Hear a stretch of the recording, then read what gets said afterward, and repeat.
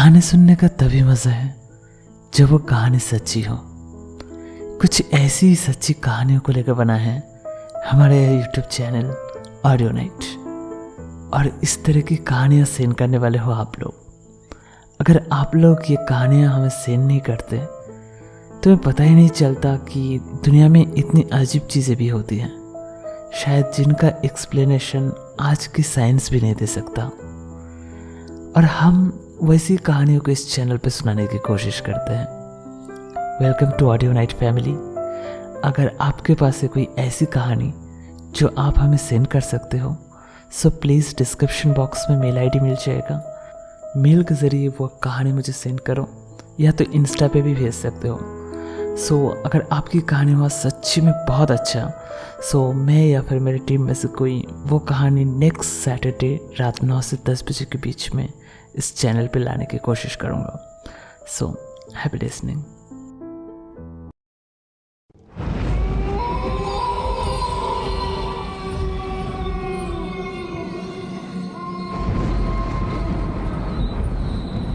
Welcome to episode number 16। और इस channel की आज एक स्पेशल एपिसोड है। स्पेशल एपिसोड इसलिए है कि मुझे आप लोगों के साथ कुछ शेयर करना है।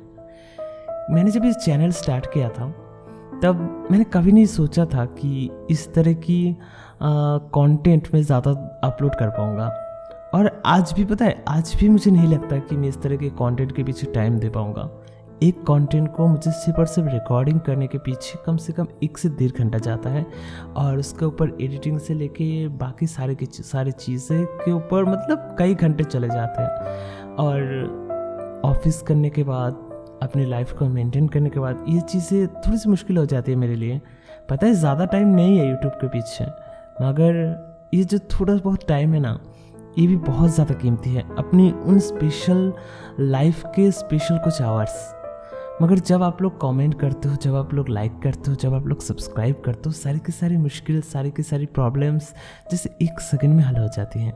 So thank you so much जो भी इस चैनल के साथ जुड़ रहे हो, जो भी मेरी प्यारी सी वर्चुअल फैमिली के साथ जुड़ रहे हो, सबको बहुत बहुत शुक्रिया। और एक बड़ा सा दिल रख के बस एक चीज़ सबके साथ मांगना चाहूँगा, एक बार अपने कुछ फ्रेंड्स के साथ इस चैनल को शेयर करो। अपनी रियल ओपिनियन कि किस जगह पे सुधार करना है, किस जगह पे हम चेंजेस कर सकते हैं, वो सारी की सारी चीज़ें आप हमारे साथ शेयर कर सकते हो, क्योंकि फीडबैक ही सबसे बड़ी हथियार है। अगर आज कोई चैनल ग्रो करती है, कोई चैनल आज टॉप पर है, तो उसके पीछे का रीज़न है ये फीडबैक। और मैं सारे के सारे फीडबैक को बहुत ज़्यादा अप्रिशिएट करता हूँ। बाकी प्रैक्टिस मेक्स मैन परफेक्ट। धीरे धीरे करते करते हम और भी बेहतर होते जाएंगे। हमारे प्यारा सा यूट्यूब चैनल, हमारे प्यारा सा वर्चुअल फैमिली और भी बहुत आगे तक जाएगी। और उसके साथ कुछ और चीज़ें कि आप सबको जैसे कि पता है कि मैं इस चैनल पे कुछ ऐसी वीडियोस अपलोड करता हूँ जो कि हमारे साथ कभी ना कभी घटी हुई है। लाइक ऐसी कोई सच्ची कहानी जो कभी ना कभी हमने अपने दादाजी से, नानी से, दादी जी से कभी ना कभी इस तरह की कहानी सुनी हुई होती है। जैसे मैं जब छोटा था तो मेरी दादी मुझे गोद में सुला के ये कहानियाँ सुनाई करती थी। मतलब गोद में मैं सर रख के सोता था और फिर दादी जी पंखे से हवा करते हुए मुझे कहानियाँ सुनाई करते थे। तब मैं सोचता था, अच्छा ऐसा नहीं हो सकता कि ये कहानी मुझे कोई और सुनाए। लाइक दादी तो हर टाइम नहीं सुना सकती, तो उसी तरीके से कोई एक कहानी सुनाए। मैं सोता हूँ जब, तो उस टाइम पे अगर कोई ऐसा हो जो मुझे कहानियाँ सुनाए जो कि सच्ची कहानी हो। अब स्टोरी में और सच्ची स्टोरी में दोनों में थोड़ी सी अंतर है, तो वही चीज़ें, वही गैप में यहाँ पे मेंटेन करने की कोशिश करता हूँ। तो आपके पास अगर ऐसी कोई स्टोरी है तो आप हमारे साथ बेझिझक शेयर कर सकते हो। मैं ज़रूर से उस कहानी को नेक्स्ट सैटरडे रात 9 से 10 बजे के बीच में इस चैनल पे अपलोड करने की कोशिश करूँगा। So happy listening. हमारी आज की कहानी हमें सेंड की है कश्मीर से। कलाम भाई, थैंक यू सो मच इतनी प्यारी सी स्टोरी को हमारे साथ शेयर करने के लिए। सो सबको एक रिक्वेस्ट रहेगा छोटा सा कि कश्मीर जैसी जगह जहाँ पे इंटरनेट का इतना ज़्यादा प्रॉब्लम होता है, वहाँ से हमारे भाई हमें फॉलो करते हैं, हमें सुनते आ रहे हैं, तो यार भाई के लिए एक लाइक तो होना ही चाहिए। तो कलाम भाई की स्टोरी कुछ इस तरह का है कि एक दिन कलाम भाई और उनके 2-3 फ्रेंड्स मिलके सोचते कि उनके जो घर है, घर से 2-3 किलोमीटर दूर एक छोटा सा तालाब है जो सर्दियों में काफ़ी ज़्यादा जम जाती है, मगर गर्मियों के सीज़न में उस जगह पे, उस तालाब के बाजू में मतलब एक छोटा सा एक पैर की तरफ, मतलब छोटा सा, बस ऐसा समझ लो कि आधा इंसान जैसी घास जमा होती है, बहुत लंबी लंबी। तो उन घास के बाजू में मतलब ऐसे एक रास्ता बना हुआ है कि जहाँ से लोग तालाब तक आते जाते रहते हैं। अब ये किस लिए मुझे नहीं पता, मगर ऐसी एक जगह बना हुआ है। तो कलाम भाई और उनके 2-3 फ्रेंड्स मिलके एक दिन प्लान करते हैं कि वो लोग जाएंगे मछली पकड़ने। अब मछली पकड़ने का शौक बहुत लोगों को होता है, तो जिनको होता है उनको पता है कि मछली पकड़ना बहुत ज़्यादा पेशेंस के काम है।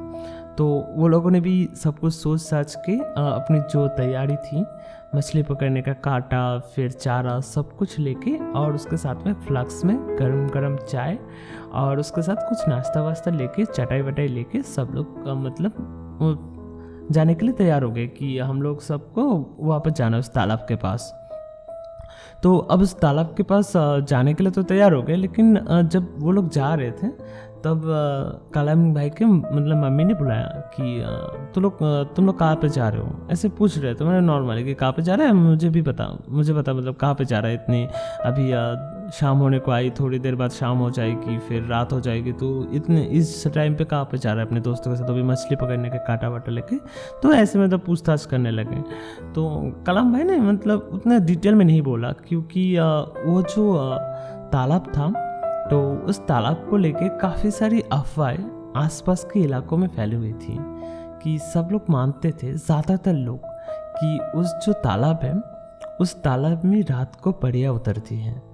अब जिन लोगों को नहीं पता कि परियां क्या होती हैं, मैं थोड़ी सी एक्सप्लेन कर दूं उन लोगों के लिए कि परियां एक तरह की जिन होती हैं जिन्हें आमतौर पर अगर कोई इंसान देख ले, खास करके कोई लड़का, तो उनकी खूबसूरती की दीवाना हो जाता है।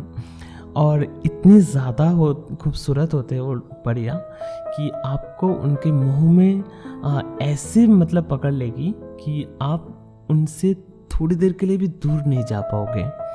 तो इस तरह की अफवाह काफ़ी ज़्यादा फैली हुई थी उस जगह पे। तो ये सब कुछ जानने के बाद भी कलाम भाई को जाना था, क्योंकि वो कुछ अलग टाइप के इंसान है कि जिनको इस तरह की बातों में ज़्यादातर इंटरेस्ट नहीं है। मतलब वो सुनते हैं बस, इतना ही है। लेकिन मानना ना मानना वो तो उनके पर्सनल ओपिनियन है। अगर आप मुझे बोलोगे परियों पे अगर मैं मानूँ कि नहीं, तो हमारे घर के पास भी एक ऐसी जगह है जहाँ पे काफ़ी ज़्यादा ऐसी चीज़ें वायरल है कि सब लोग मानते हैं कि उस तालाब में भी परियां आती है। लेकिन वो एक अलग स्टोरी है, मैं ज़रूर से फुर्सत में कभी सुनाऊँगा। मगर आज की जो स्टोरी है, तो कलाम भाई वहाँ से निकल गए। जाते जाते शाम हो चुकी थी शायद से, तो टॉर्च वॉर्च लेके और 2-4 बैटरी वाली लाइट, वो इमरजेंसी लाइट होती है, तो वो लाइट वाइट लेके और चाय, फिर और भी जो चीज़ें थोड़ी बहुत, तो सब कुछ लेके वो लोग उधर जाकर चटाई बिछाते हैं। अब चटाई बिछा के जब फिशिंग करते करते उनको 8-9 बजे होंगे, तब उनके हाथ में पहली मछली लगी। मतलब नॉर्मल दिनों में वहाँ पर काफ़ी ज़्यादा मछलियाँ होती है, मगर उस दिन पे उनको पता नहीं क्यों मछलियाँ नहीं मिल रही थी। और वो जो दिन था वो अमावस्या की रात थी। तो ऐसे कलाम भाई ने मेंशन किया कि उस दिन अमावस्या था, उनको पता नहीं था एज यूजुअल। और दूसरे दिनों की तरह काफ़ी ज़्यादा अंधेरा लग रहा था। जब उन्होंने फ़ोन पे चेक किया तो उन्हें पता चला कि आज अमावस्या की रात है। तो वैसे अमावस्या की रात है, 8-9 बजे होंगे तब उन्हें पहली मछली मिली। तो एक अलग तरह की हैप्पीनेस कि शाम से बैठे हुए, करीबन 5-6 बजे से बैठे हुए, अभी तक जाके सिर्फ एक मछली मतलब अब जाके हाथ लगी। तो अब वो थोड़ा सा जुनून वापस आ गया, वरना ये मछली अगर नहीं मिलती आधे घंटे में तो वो लोग शायद से घर चले जाते। ऐसी सिचुएशन था उस टाइम पे। तो पहली मछली मिली, ये देख के मतलब उन लोगों को थोड़ा सा जोश आया। तो जोश आने के बाद भी एक एक करके अब 10 मिनट, 15 मिनट, 20 मिनट बाद अचानक से उनको सबको एक एक करके मछलियाँ मिलने लगी। जो लोग उधर 2-3 घंटे से बैठे हुए एक मछली नहीं मिला था, उन लोगों को अब अचानक से बहुत ज़्यादा मछलियाँ मिलने लगी। ऐसे करते करते शायद से 12 बज गए होंगे। तो उनको तब तक उनकी जो टोकरियाँ थी वो पूरी तरह भर चुके थे। तो अब वो लोगों को घर आना है। तो जब वो लोग घर आने के लिए निकले तब कलाम भाई को मतलब बहुत दूर से हवा में थोड़ा सा आग का गोला टाइप फील हुआ कि ऐसा लग रहा है कि एक चमकता हुआ तारा जो है वो नीचे की तरफ आए जा रहा है। लेकिन एक चमकता हुआ तारा की जो स्पीड में आना चाहिए उतनी स्पीड नहीं है उसमें, वो बहुत स्लोली नीचे, जैसे कि आप अगर एक छोटा सा बलून को कोई तीसरे माले के चौथा माले के बिल्डिंग से गिरा दो तो वो जिस स्पीड में आएगा कभी इधर तैरते तैरते, तो उसी हिसाब से एक छोटा सा टूटता तारा ऊपर से तालाब के अंदर आने की कोशिश मतलब आ रहे हैं। तो उन लोगों को थोड़ा सा अजीब लगा कि ये सीन क्या है, हाँ एक बार देखते अच्छे से। अब कलाम भाई के साथ जो दोस्त गए थे तो उनमें से एक दोस्त ने बोला कि कलाम यहाँ से चल, क्योंकि मैंने सुना है कि इस जगह पे बढ़िया रहती है, इस तरह की काफ़ी ज़्यादा बातें इस जगह पे होती रहती है, तो इस जगह से चलते हैं, मुझे कुछ ठीक नहीं लग रहा। मगर कलाम भाई को तो नहीं जाना था। तो वहाँ से थोड़ा सा मतलब बोलते कलाम भाई ने बोला कि आज छुप के इधर देखते हैं। तो सब लोग उधर छुपे हुए थे, छुप के उधर देख रहे थे। तो देखते देखते धीरे धीरे वो रोशनी जो है नीचे की तरफ आई, नीचे की तरफ आके पानी के अंदर पता नहीं कहाँ पे खो गया। अब 5 मिनट, 10 मिनट, आधा घंटा, 45 मिनट जब वो लोग उस जगह से निकलने की कोशिश कर रहे थे, अचानक से पानी की जो बीच में है, मतलब वो जो तालाब है, उस तालाब के बीच में से थोड़ी बहुत फुवारा टाइप का निकलना शुरू हुआ। लाइक जैसे होता है ना फुवारा टाइप का जो हम नॉर्मली इधर उधर देखते हैं पार्क में, तो उस तरह की थोड़ी सी बूंदे निकलने लगी। ज़्यादा ज़ोर से नहीं, ज़्यादा धीरे भी नहीं। उनको क्लियरली विजिबल हो रहा था उस जगह पे कि कुछ ऐसी हलचल हो रही है उस जगह पे, एकदम बीच वाले पॉइंट पे। तो यह देख के सबको थोड़ा सा अजीब फील हुआ।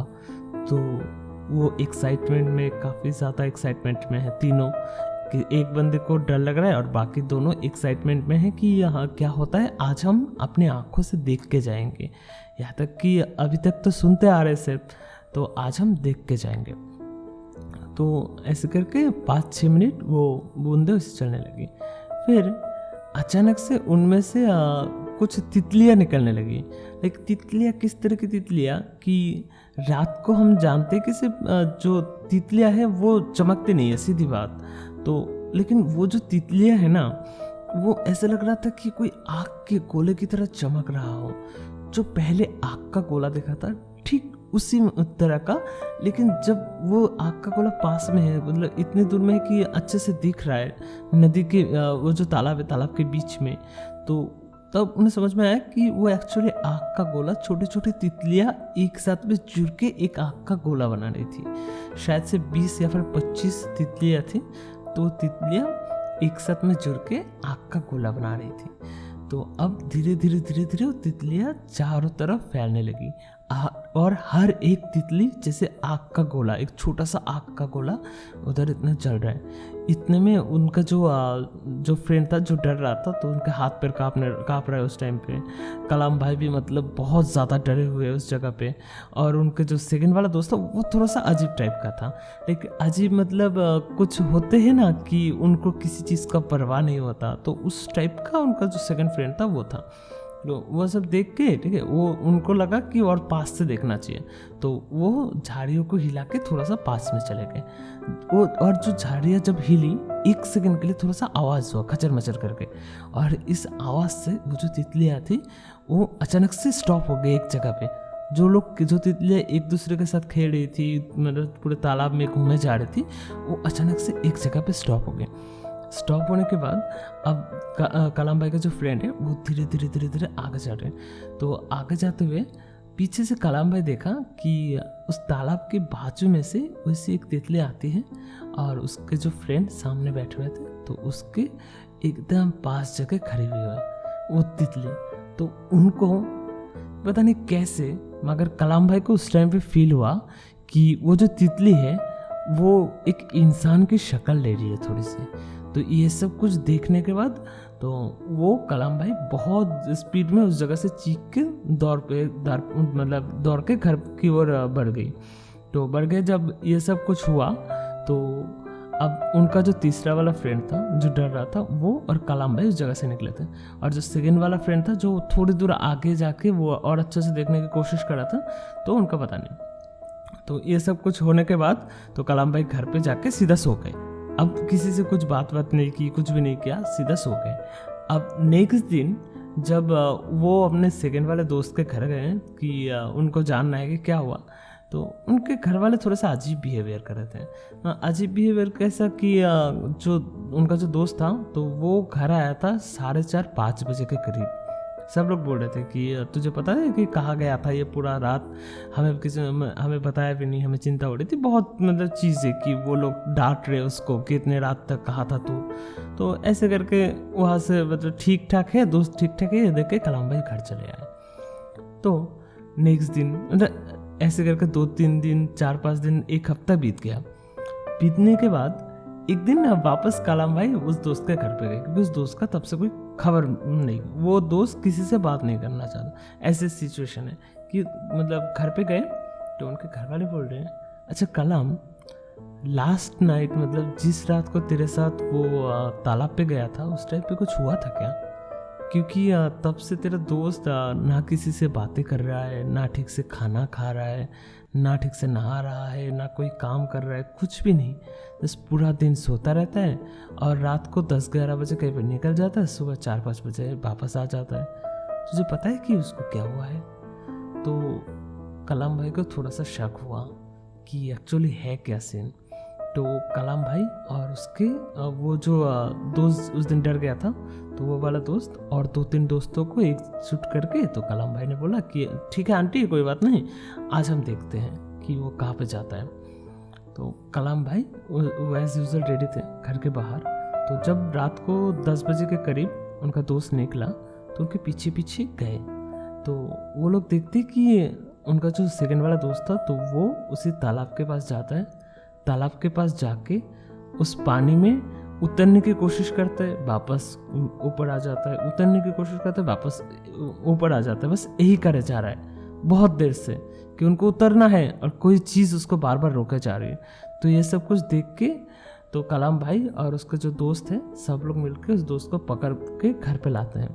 अब वो जो दोस्त है वो घर आने के लिए बिल्कुल नाराज़ कि वो घर नहीं आएगा और बार बार बोले जा रहे तुम लोग जाओ इधर से, तुम्हें कोई काम नहीं है, मैं तुम लोग को नहीं जानता, तुम लोग घर जाओ, मुझे उनसे वापस मिलना है, मुझे उनसे वापस मिलना है, ऐसे करके। तो अब घर पे आके उस दोस्त के फैमिली को सारी की सारी कहानी कलाम भाई बताते हैं। तो उनको पता चल जाता है कि एक्चुअली में हुआ क्या है। तो उस दोस्त के मम्मी ने बोला कि इसको परी ने पकड़ा है।